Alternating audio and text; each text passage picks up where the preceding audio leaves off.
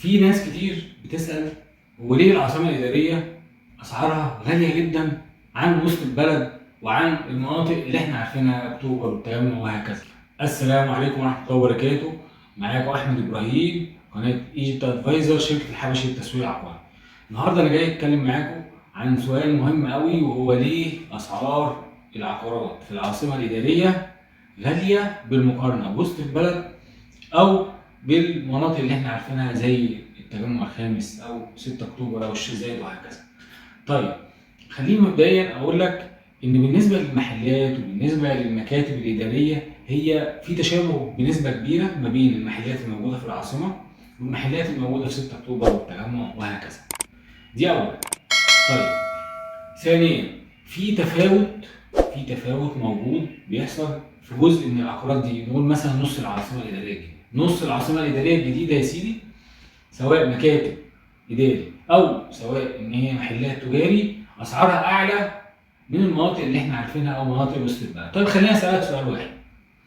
انا دلوقتي لو في قدامي شقتين بنفس المواصفات، لكن دي شقه في عماره قديمه ودي شقه في عماره جديده، تفتكر اسعارهم هتبقى زي بعض؟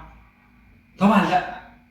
طيب دي اول حاجه، ان العمارات والعقارات كلها عقارات جديده، فانت ما تجيش تقارنها بالعقارات القديمه وتقول لي اسعارها اغلى. دي اول حاجه. هتقول لا انا بقارن ما بينها وما بين الجديد. طيب تعالى اسالك سؤال كمان.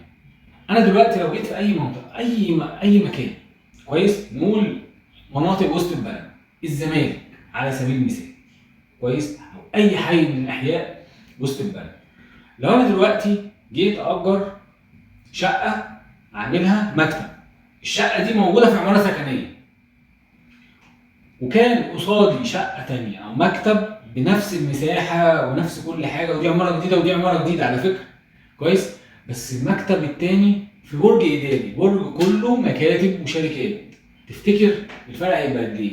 اقول لك انا الفرق قد ايه؟ هيبقى ممكن ضعفين او ممكن 3 اضعاف.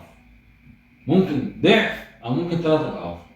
وممكن زياده على الاقل 50%. ليه؟ لان ده رخصه اداري وبرج جديد، وفي نفس الوقت هو كل اللي فيه اداري، يعني برج اداري، كويس، كل اللي فيه اداري وجديد ورخصه اداري.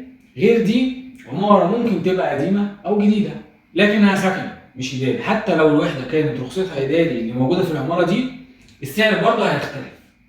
طيب هنا نفس المبدأ موجود. العاصمة الإدارية عبارة عن تجمع كبير لشركات وأنشطة إدارية وتجارية، كلهم بيساعدوا بعض، بيزنس تو بيزنس. يعني أنا دلوقتي لو هفتح مكتب محامية حلو في العاصمة الإدارية، وأنا تخصصي إنشاء وتأسيس شركات، أنا بتعامل مع مين؟ أنا بيزنس كده، أنا محامي مكتب استشارات قانونية، أنا بيزنس، هتعامل مع مين؟ مع بيزنس تاني، يبقى بي تو بي، بيزنس تو بيزنس. انا لما اكون موجود في مكان كله شركات وكله ناس، لو حد عايز يجي ياسس شركه بيجي لي ان هو يفتح جنبيه او على بعد مثلا ربع ساعه او ثلث ساعه مني، ما هو ده حاجه ليها قيمتها. فبالتالي العاصمه الاداريه هي تجمع لانشطه اداريه وتجاريه كتير، فبالتالي طبيعي ان سعرها يبقى عالي. يبقى انت فيك عندك كذا عامل. اولا ان هي منطقه جديده. ثانيا كل العمارات اللي فيها وكل المباني اللي فيها جديده. ثالثا هي تجمع اداري وتجاري من اسمها حتى العاصمه الاداريه. في سكن وفي ار 1 وار 2 وار 3 وار 4 وار 5. ار دي اللي هي اختصار ريزيدنشال، لكن هي الاساس اللي هي مبنيه عليه اللي هي وزارات ووزاره الدفاع والحكومه كلها موجوده هناك. وفي نفس الوقت برضه اصحاب البيزنس والشركات موجودين حوالين الكلام دوت، وفي حي مالي وفي حاجه اسمها سوق الذهب كله محلات ذهب وهكذا. فبالتالي هي عملت حاجه كويسه جدا، وهي جمعت اصحاب الانشطه الاداريه والتجاريه في مكان واحد، فده يديها سعر اعلى. طيب حاجه كمان، ايه اللي بيخلي في اي مكان الجيتد كوميونتي او كومباوند سعره اعلى من العمارات بره الكومباوند؟ ايه؟ التخصص. ازاي يعني؟ يعني دلوقتي لو ساكن في اي مكان في عماره عاديه، ممكن وارد جدا العماره دي يكون تحتها محل، مفيش اي مشكله، او العماره اللي جنبها او العماره اللي بعدها محل في سوبر ماركت، ممكن محل يفتح مطعم، ممكن المطعم ده يبقى ناجح ويبقى قدامه طوابير وزحمه وعربيات ودليفري وكله يبقى واقف قدام المكان ده، صح؟ واتنين مع بعض يروحوا متخانقين وانا فوق ساكن جنب في نفس العماره او جنبهم بعماره. غير الكومباوند بيبقى متخصص، جزء عمارات بتبقى عباره عن شقق بس، يعني انا جنبيه وفوقيه وتحتيه شقه ساكن فيها اسره. طيب الفيلا جنب بعض، انا معايا فيلا او ساكن في فيلا، يبقى انا جنبيه واحد صاحب فيلا فبالتالي هو في تقارب كبير ما بيني انا كصاحب فيلا وجنب حد جنبي صاحب فيلا بالنسبه للمستوى المادي والدخل وطريقه التفكير، فهيبقى في اتفاق بنسبه كبيره. كذلك انا لما اكون صاحب شقه وجنبيه وهي صاحب شقه وانا مثلا مشتري ب 3 4 5 6 مليون جنيه واللي جنبيه نفس الكلام، فهيبقى في تناغم وتوافق، بس مش هيبقى في تحتيه محل. المحلات والتجاري بتبقى موجوده في مباني مستقله اللي هي المول، صح؟ انا لما عاوز ان انا اتسوق اجيب اكل وشرب ولحمه وخضار وفاكهه وهدوم، هروح مكان وهو متخصص بكده، ما عنديش مشكله بقى، مش هيبقى فيه اي ازعاج، مش هحس بازعاج، انا رايح اشتري وماشي. يبقى اذا بالنسبه لي انا ده شيء مريح جدا ان انا اقعد في شقه في وسط شقق وفي وسط عماير ومفيش اي انشطه اداريه او تجاريه. كذلك لما اكون صاحب فيلا يبقى بالنسبه للقيمه المضافه هنا للتخصص عاليه، فهنا بالتالي هيبقى افضل من ان انا اسكن بره عماره. سيبك من خدمات الامن والحمايه والمراقبه والدخول والخروج والبوابات، دي خدمات مضافه طبعا، لكن الاساس هنا هو التخصص والتجمع. بالنسبه لمحل لما ياخد في مول برضه كذلك هو خد نفس الميزه دي، فهو ممكن يدفع اكتر لما يكون جوه مول في وسط مطعم في وسط مطاعم، يدفع اكتر على اللي هو مطعم لوحده في شارع. يعني ممكن الشخص العادي يقول لك لا ازاي لما انا ابقى لوحدي احسن ما ابقى جنبيا كل المطاعم. لا، على فكره المطاعم بتحب تشغل بعض، والانشطه الاداريه بتحب ان هي تكون موجوده في وسط التجمعات اللي فيها الانشطه الاداريه دي. وعلشان كده هوريكم سوق الذهب بيبقى عامل ازاي والعاصمه الاداريه عليها اقبال كبير جدا ازاي. فبالتالي التخصص ده حاجه مهمه جدا في زياده الاسعار. طيب حاجه كمان، العاصمه الاداريه عملت حاجه او فكره مختلفه عن قبل كده، بغض النظر بقى مين اللي فكر بيها فيها ومين اللي بيبنيها ومين اللي شارك فيها ومين اللي ما شاركش فيها. العاصمه الاداريه هي كفكره جديده، وفي ناس كتير جدا دخلوا فيها وشجعوا اخواتهم او زمايلهم او اصدقائهم على الدخول فيها وسوقوا لها، فبالتالي هي كفكره جديده عليها طلب جديد. زيها زي شركات التكنولوجيا لما دخلت في الاول، زيها زي الذكاء الصناعي.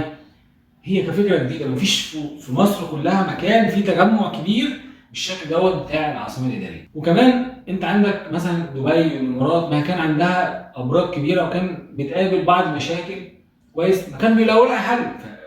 العاصمه الاداريه مش بقول لك هتبقى ما فيهاش اي مشاكل وحاجه زي الفل وجنه ربنا على الارض، لا، انا بقول لك ان اي مشاكل هتظهر لها ما هي برضه هتتحل، هيبقى ليها حل كويس. هي العاصمه الاداريه فكره ممكن هتفضل مستمره بشكل غير مقبول لبعض فئات في المجتمع، بحيث ايه؟ لا دي اسعارها غاليه، لا دي بعيده عن وسط البلد، لا انا مش عايز اروح اخر الدنيا، مش عايز اروح بعد التجمع. هو التجمع برضو فكره مرفوضه بالنسبه لناس كتير زي العاصمه. في ناس رافضه جدا فكره الشيخ زايد، في ناس يستحيل تروح تسكن في 6 اكتوبر علشان بعيده، في ناس هي عايزه وسط البلد وهتعيش في وسط البلد وعايزه تفضل لحد ما تموت في وسط البلد، ما عندهاش اي رغبه في الانتقال. فمفيش مشكله ان العاصمه الاداريه فكره زيها زي اي فكره هتبقى مقبوله من بعض ومرفوضه من البعض، لكن انا قلت لك ايه الاسباب اللي ممكن تخلي العاصمه الاداريه تكون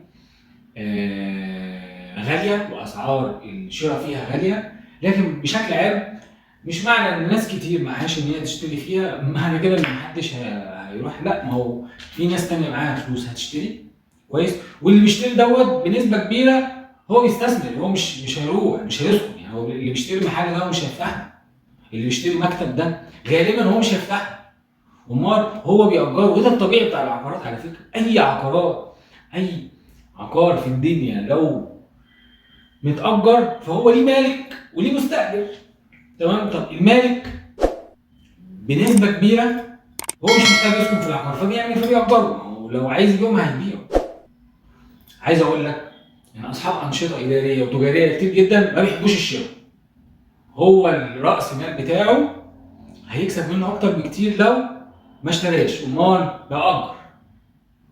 حلو، يقول لك لا انا اجر ادفع 10 ادفع 20 ادفع 30000 جنيه في الشهر احسن ما ادفع لي 6 مليون جنيه مره واحده. لا ال 6 مليون جنيه دولت انا هعرف اخليهم يجيبوا لي في الشهر الواحد 200 300 الف جنيه في البيزنس بتاعه، عنده بيزنس ناجح وعنده ناس وفروع وهكذا. فهو ده هيعمل له سيوله، ده مش هيشتري هو في العاصمه الاداريه، هيأجر. طيب في واحد تاني بقى اشترى ومش هيسكن، هو مشتري بغرض ان حد تاني يأجر ويدفع له الفلوس، وده طبيعي. زائد ان معظم الابراج الاداريه اللي ما كانش كلها هيبقى ليها شركات اداره فبتدير وبتحكم العمليه دي بشكل كويس. بس فانت لو عايز تشتري في العاصمه الاداريه كلمنا واحنا نعرض عليك افضل الاختيارات باذن الله. وحتى لو انت عايز تشتري او تستثمر فلوسك بدايه من مليون جنيه كلمنا. لو عايز تستثمر 3 مليون جنيه كلمنا، وهنقول لك طرق واساليب كويسه جدا في الاستثمار بحيث ان انت ما تدفعش المبلغ كله ويكون في عائد كويس يساعدك في الاقساط، او ان هو يدفع عنك القسط جامد كله، او ان هو يدفع لك القسط زائد يجي لك كمان ايه مبلغ اضافي. اتمنى تكون استفدتوا من الفيديو ده واقتنعتوا ليه العاصمه الاداريه اغلى من وسط البلد واغلى من مناطق تانية. وكان معكم احمد ابراهيم من قناه ايجيبت ادفايزر، شركه الحبش التسويق العقاري. نستنى بقى تعليقاتكم الجميله والمحفزه لينا ان شاء الله عشان ننزل فيديوهات تانية مفيده جدا، ودعواتكم لينا، وان شاء الله بقى ايه تشتركوا معانا في القناه وتشيروا الفيديوهات. شكرا.